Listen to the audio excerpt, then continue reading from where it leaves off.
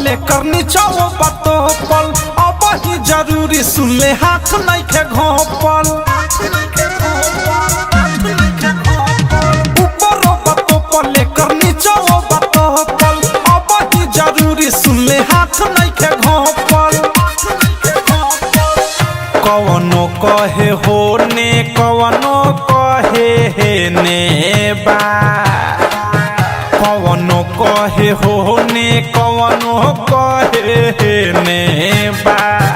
तो लोकेशन चालू कहर एकर ढोरी के ने बा तो लोकेशन चालू कहर एकर ढोरी के ने बा तो लोकेशन चालू कहर एकर ढोरी के ने बा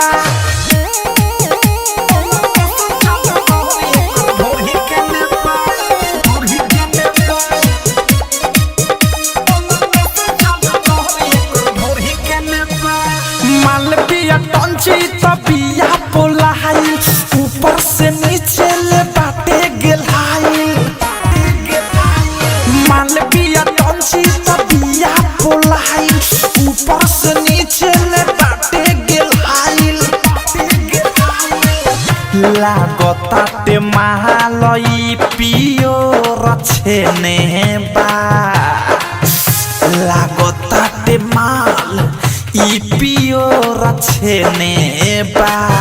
तो लोकेशन चालू कर एकर ढोरी के ने बा तो लोकेशन चालू कर एकर ढोरी के ने बा तो लोकेशन चालू कर ढोरी के ने बा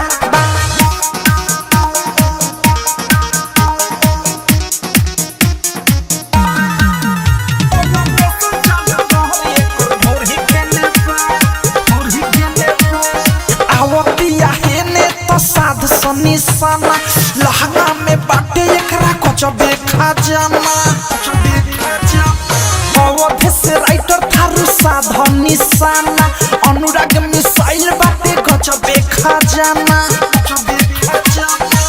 रसदार चीज देख आइल एने बा रसदार चीज देख आइल एने बा तो लोकेशन चालू कर एकर ढोरी के ने बा तो लोकेशन चालू कर एकर ढोरी के ने बा तो लोकेशन चालू कर ढोरी के ने बा आरसीएम म्यूजिक न्यू ऐप अभी डाउनलोड कीजिए हमारे गूगल प्ले स्टोर से और पाए भोजपुरी लोकगीतों का एक से बढ़कर एक ऑडियो वीडियो सॉन्ग बिल्कुल मुफ्त।